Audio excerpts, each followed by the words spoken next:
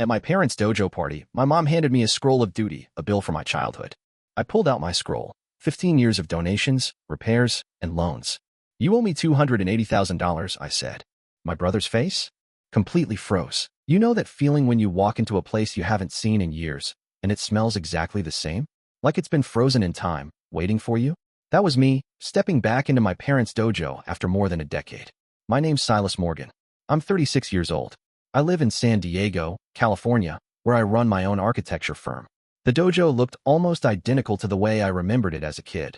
The same scuffed wooden floors, the rows of battered training dummies, the faint smell of sweat and incense lingering in the air. They even kept the old dragon mural I painted when I was 17, back when I still thought I'd inherit this place one day. Dinner was supposed to be a reunion. My parents had invited old students, family friends, people who had worn holes in these floors right alongside me, and my brother, Cato. We ate buffet style in the main hall, tables crowded together, everyone laughing too loud, swapping stories about broken boards and belt tests gone wrong. It was almost nice, until Mom stood up at the head table, tapping her glass for attention. I have a special gift for Silas tonight, she said, her voice bright and formal, like she was presenting a trophy. Everyone turned to look at me. She pulled out a long velvet-wrapped bundle and carried it over to my table. For a second, I thought maybe it was an award, some long-overdue acknowledgement for all the years I'd spent here. Dumb hope. When she unrolled the velvet, it was a scroll. Old style, heavy paper, hand-painted calligraphy. She held it out like it was something precious. I opened it carefully. It wasn't a certificate. It wasn't an honor. It was a bill. The scroll of duty, Mom said, beaming. You owe us, Silas. For everything we gave you. For the man you are today. The room went still. I heard someone cough. My stomach twisted. With your success, she continued smoothly, it's time to repay the legacy. We're expanding, turning the academy into a luxury training resort. And we need a sponsor. I blinked at her. Surely she wasn't serious. Then Cato leaned over, smirking, clapping me on the back. Got the blueprints ready already, bro, he said, winking. Spa, sauna, hot yoga studios. This place is gonna print money. My mouth tasted like pennies. I stared at him, then back at my mother. You're assuming I'm paying for all this, I said. Mom smiled sweetly. It's your turn to honor the family. I laughed. It wasn't a happy laugh. I reached into my bag and pulled out a scroll of my own, a project I'd been working on for years without even realizing it. I unrolled it across the table. Neat columns of dates and dollar amounts stretched across the paper, going back 15 years. Every time they needed a new roof. New mats. Uniforms for students who couldn't afford them. Repairs after a fire. Monthly donations they never acknowledged. And at the bottom, a grand total. With interest. I leaned back in my chair, watching Mom's face pale. Cato's grin faltered. You're right, I said quietly. I owe you something. And you owe me about $280,000. The room went dead silent. You could hear the ventilation hum in the ceiling. I smiled, a real one this time. Let me know when you're ready to pay up. Back then, I thought hard work would be enough. That if I kept my head down, kept grinding, someone would notice. Instead, the harder I worked, the more invisible I became. While Cato basked in applause at every tournament, I spent my teenage years training alone in the back corners of the dojo. No cheering crowds for me. No proud claps on the shoulder. Just silence and the low hum of fluorescent lights overhead. When I got a scholarship to Cal Poly, full ride, my parents didn't throw a party. They didn't even come to the ceremony. My mom just said, "Don't forget where you came from." And my dad gave me a pat on the back, so light it might have been a mosquito landing. Meanwhile, when Cato won some rinky-dink regional sparring match, a week-long feast, decorations, banners across the street. He's the pride of the dojo, they'd say, their eyes shining with a kind of pride I never seemed to be able to earn, no matter what I did. It was worse when I started my firm. I was 24, scraping by, sleeping under my desk some nights just to make the deadlines. No one asked how it was going. No congratulations when I landed my first big contract. But when Cato opened his side hustle gym in town, they called a press conference. Local news, balloons, ceremonial swords on the wall, the works. I started to realize something during those years. It wasn't that my parents didn't have money. They had plenty. They just chose where it went. Thousands poured into new shrines, rare katanas flown in from Japan, limited edition uniforms for Cato's tournaments. Big donations to the Martial Arts Association, always in Cato's name. Meanwhile, my requests, a small loan for a new drafting table, help covering rent during a brutal winter, those went unanswered. We value honor over money, my mother would say with a tight smile, handing Cato another blank check. I guess building a life outside the dojo wasn't honorable enough. When I looked back across those years, a pattern stood out like a scar. Every success I fought for on my own was treated like an inconvenience, a distraction, a betrayal. Cato gave them what they wanted, devotion to the dojo, the illusion of tradition. And me? I gave them success they never wanted to see. The sad part? For a long time, I still thought if I just worked harder, built bigger, climbed higher, someday, they'd finally say they were proud. But some mountains aren't meant to be climbed. Some were built just to keep you small. After the dinner ended and the guests trickled out, I stayed behind, telling my parents I wanted to walk the halls one last time. They looked so pleased, thinking I'd finally had a change of heart. I didn't. I wandered through the dojo alone, the floorboards creaking under my shoes, the faded banners rustling in the weak air from the old vents overhead. It looked the same, but now it felt different. Like I was seeing everything with new eyes. I trailed my fingers along the trophy case. Most of the plaques had Kato's name etched into them. The photos on the wall? Kato mid-kick, Kato accepting awards, Kato grinning with medals hanging from his neck. At the far end of the hall, next to the staff office, was the donation wall. Little gold plates with donor names lined the wood. I found mine tucked in the corner, misspelled, shoved between a landscaping company and a woman who once hosted a bake sale fundraiser. All the times I thought I was helping the family? Turns out I was just another name on a list. I remembered every favor they'd asked over the years, new mats because students deserve better, repairs after a pipe burst because the dojo spirit must endure, emergency uniforms for a tournament that couldn't be missed. Always framed like sacred duties. Always about tradition. About honor. But the more I thought about it, the more the cracks showed. They spoke about honor over money like it was a shield, but it was only a shield when they didn't feel like spending their own cash. When it was for them, money flowed like water. I knew for a fact they'd taken a private trip to Kyoto last fall, luxury spa, private tours of ancient dojos, Michelin star meals. I'd seen the photos, all while I was quietly covering a $3,000 repair bill for the academy roof that had no budget at the time.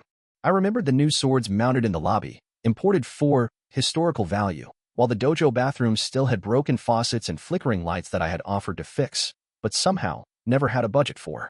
They dined at exclusive members-only clubs downtown, while telling me it was selfish to ask for repayment for things like electrical work and fire alarm upgrades. Somehow family meant I was supposed to fund the essentials, while they treated themselves like royalty. The scroll they'd given me tonight wasn't a request. It was a demand, wrapped up in tradition and guilt, tied with a vow of false honor. And for the first time, I finally saw it clearly. They didn't want a son who built his own life. They wanted a silent donor. A patron that could point to when it was convenient, and ignore when it wasn't. As I stood there under the dim hallway lights, staring at my misspelled name on the wall, I realized something that should have been obvious years ago. I had never been part of the dojo's legacy. I was just another one of its creditors. The next morning, I sat at my kitchen counter, staring at my laptop, my coffee growing cold beside me. Sleep had barely touched me the night before. Every time I closed my eyes, I saw that smug look on Kato's face, and my mother's easy smile as she handed me that damn scroll. I wasn't going to let it go.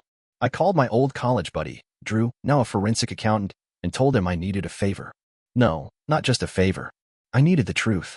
Drew met me at my office that afternoon, a manila folder already tucked under his arm.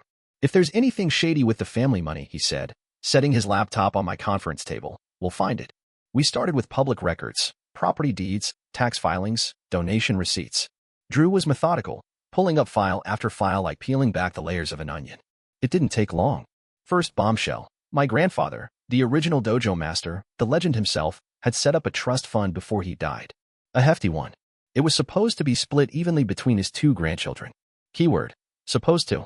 The records told a different story. Kato's gym in Tokyo? Funded in full from that trust.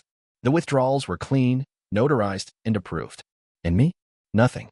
No withdrawal, no deposit, no transfer into my accounts.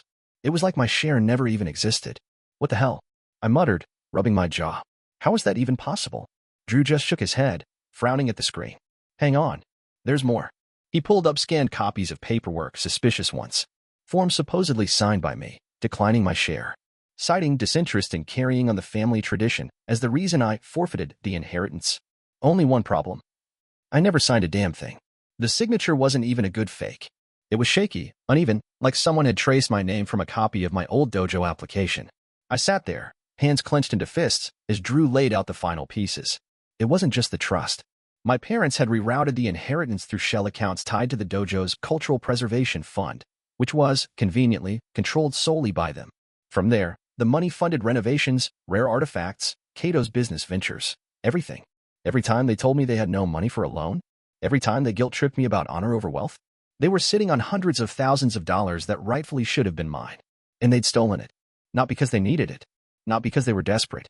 But because, in their eyes, I had abandoned the path. I had chosen my own life, my own career, my own freedom, and that, to them, was the ultimate betrayal. I thought I was just fighting to be seen all these years. Turns out, I was fighting to survive a system that had been rigged against me from the start. And now? Now, I was done playing by their rules. I didn't bother calling ahead. Didn't bother with polite warnings or scheduled talks. A few nights after Drew and I uncovered the truth, I drove back to the dojo, pulled up in front of the academy in my black pickup, the headlights cutting across the old dragon mural like a blade. Inside, I found them exactly where I knew they'd be, in the main hall, huddled around the altar table, sorting through blueprints and brochures for their so-called luxury resort. Kato looked up first, smirking like he always did when he thought he had the upper hand. "Hey, man," he said casually, tossing a set of plans onto the table. "We're just going over the expansion ideas. Hope you're ready to open the checkbook." I said nothing. Just walked in, a folder tucked under my arm, and dropped it onto the altar table with a heavy thud. The sound echoed through the hall. Dad sat stiffly, arms crossed.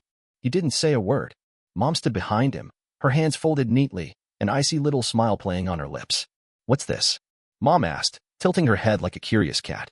"Evidence," I said. My voice was steady. Too steady. Mom gave a tight chuckle, pretending not to be rattled. "Evidence of what?" "That you owe us your success." "No," I said, flipping the folder open to the forged documents. "Evidence that you stole my inheritance." The smile dropped from her face like a mask. Kato leaned in, squinting at the papers, his brow furrowing as he tried to process what he was seeing. "You signed it away," Mom said after a beat, her voice too quick, too bright. "No," I snapped, slamming my palm onto the table so hard the blueprints jumped. "You forged my signature. You rerouted the trust into your pet projects." Into Kato. Dad shifted, like he might say something, then clamped his mouth shut. "Coward."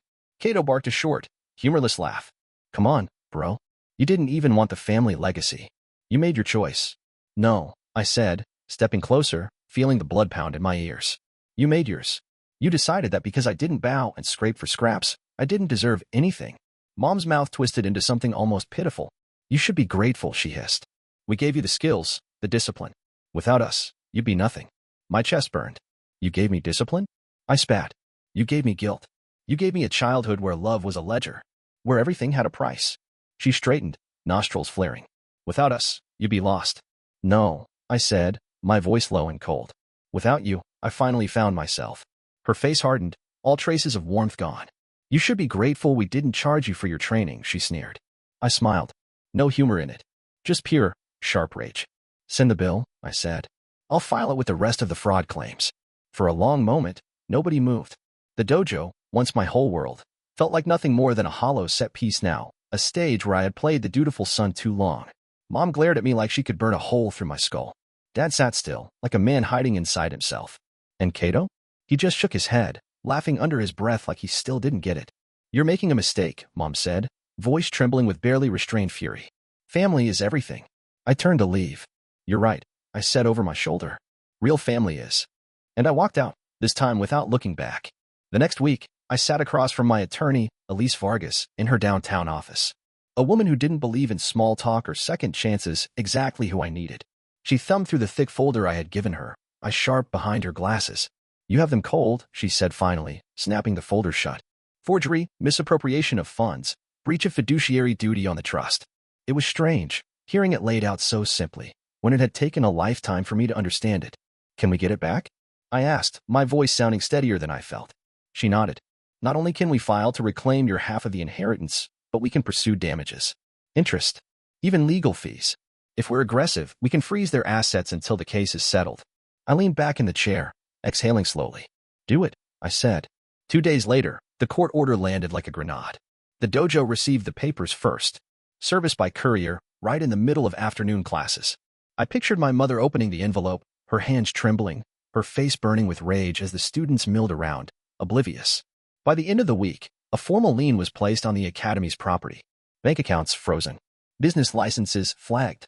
They couldn't sell a t-shirt, let alone break ground on their dream resort. Kato lost it first. He called my cell 3 times the morning after the lien hit. I didn't answer. Just watched the missed calls pile up, one after another. Then came the texts. "Kato, bro, what the hell are you doing? Kato, you're ruining everything. Kato, This is family. Family. Funny how that word only seemed to come up when it was convenient for them. Mom tried a different tactic. She showed up outside my office, pacing back and forth on the sidewalk like a storm cloud in a blazer. When I didn't come down, she left a voicemail dripping with venom. You think you're serving justice? You're bringing shame, dishonor. You are dead to us.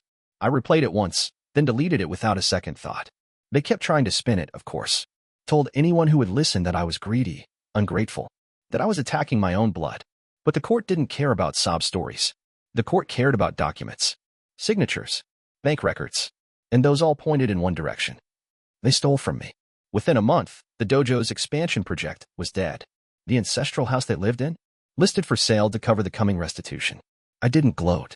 I didn't send gloating texts or throw it in their faces. I just disappeared. I packed up my anger, my hurt, and walked away from the ruins they had built with my stolen future. And for the first time in my life, I didn't feel like the bad son. I felt free. A few months later, just when the dust was finally starting to settle, a message popped up on my phone. It was from Kato. Kato, Mom's sick. Bad. She wants to see you. One last time. I stared at the screen for a long minute, feeling nothing. Maybe they should have scared me. How numb I felt reading those words. Once, even the idea of my mother being sick would have torn me up inside. But now? Now I just felt tired. Still, part of me had to know. Had to see it for myself. So I went. The dojo was cold and dark when I arrived. The smell of incense was heavier than usual, cloying, like it was trying to cover up something rotten underneath. They'd set her up in the old guest room behind the main hall. Low lighting, white sheets, pillows stacked high around her.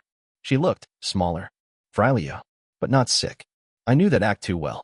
Silas, she croaked, her voice weak, her hand fluttering like a wounded bird. My boy, you came. I stayed by the door, arms crossed. Cut the show, Mom, I said. For a moment, she kept up the performance, coughing lightly, pressing a trembling hand to her chest like a soap opera star. But when she realized I wasn't rushing to her side, her whole body stiffened. The act dropped like a brick. You think you're better than us now, she hissed, sitting up straighter. You think you won because you dragged our name through the mud? I shook my head, almost pitying her. I didn't drag your name through anything, I said quietly. You did that yourselves. Her eyes gleamed with something ugly. The frail old woman was gone, replaced by the woman who had built a kingdom out of guilt and tradition. You'll regret this, she spat. You'll regret abandoning your family. One day, when you're alone and hollow, you'll remember what you lost. I smiled. Not cruel. Not angry. Just done. I regret ever believing you were family in the first place, I said. Her mouth opened, maybe to spit something else at me, maybe to beg, but I didn't stick around to find out. I turned and walked out, my footsteps steady across the creaking wood floors, out into the sharp, clean night air. For the first time, the dojo, the whole memory of it, felt small behind me. A crumbling stage for a play I didn't have to perform in anymore. I didn't look back. Not this time. A few days after that final visit, a letter showed up at my office. Not an email. Not a text. An actual letter, handwritten on plain white paper, the handwriting shaky but familiar. It was from my father. I hesitated before opening it, half expecting more guilt, more manipulation. But it wasn't that. It was short. Simple. Silas. I'm sorry. I was weak. I let your mother push you away. I let her push me away too. You didn't deserve what we did to you. I don't expect forgiveness. I just wanted you to know. You were always more than enough. Dad. I sat there for a long time, the letter limp in my hands. No demands. No excuses. Just an apology. It didn't fix anything. It didn't change the years lost or the scars left behind. But for the first time in my life, I realized. Maybe he had seen me. Maybe not enough to stand up back then, but enough to regret it now. I folded the letter carefully and tucked it into my desk drawer. Not out of sentimentality, but because some truths deserved to be kept, even if they didn't erase the damage. That night, as I closed up the office, I paused by the window. The city buzzed outside, cars streaming down the boulevard, people moving through their lives, busy and unbothered. For the first time, I didn't feel the old tug in my gut. The pull that said I owed someone something. The weight of invisible debts I could never repay. I didn't feel hollow. I didn't feel guilty. I just felt free. I turned off the lights, locked the door behind me, and walked out into the night. No ghosts on my back. No chains around my neck. For the first time, I wasn't thinking about what I owed anyone. I was thinking about what came next. The vacant lot sat at the edge of the cliffs, where the California coast stretched out in endless blue. It wasn't much to look at yet, just uneven dirt, patches of stubborn grass, and the faint smell of salt on the breeze. But standing there, watching the ocean churn far below, I saw it clearly in my mind. A retreat. A real one. Not a shrine to someone else's dreams. Not a guilt trap wrapped in tradition. Something for people like me. The ones who walked away from the wreckage and needed somewhere to breathe again. I ran my hand along the rolled-up blueprints tucked under my arm, the paper edges worn from being unfolded and refolded 100 times. It was the first design I had ever drawn just for myself. Simple. Clean. Open spaces, floor-to-ceiling windows facing the sea. Not a single dragon mural in sight. Behind me, the contractors unloaded equipment from their trucks, shouting to each other over the roar of the ocean wind. They'd be breaking ground today. The beginning of something new. Mr. Morgan, one of the contractors called out. He jogged up the hill toward me, clipboard in hand. Just need you to sign off on the layout one more time. I smiled and took the clipboard, skimming over the forms. Not a trace of hesitation in my chest. Not like when I used to stand in front of my parents, waiting for permission to exist. Looks good, I said, signing my name with a flourish. The man nodded and headed back down to the crew. I stayed a little longer, walking the perimeter slowly, imagining the walls rising from the dirt, the windows catching the morning light. A place where no one had to prove themselves to be worthy. A place built from resilience, not guilt. I stopped at the highest point of the lot, looking out over the endless stretch of sea. The wind whipped at my jacket, tugged at my hair. I let it. For the first time, I didn't feel like I was running from something. I was building towards something. No stolen legacies. No forced obligations. No weight of a family that only loved with strings attached. Just me, and the life I chose to build. I smiled to myself, a real, easy smile, and turned back toward the lot, the ocean at my back, the future wide open in front of me. It wasn't about proving them wrong anymore. It wasn't about revenge or anger. It was about freedom. About building something that no one could ever take away again. And this time, it was all mine.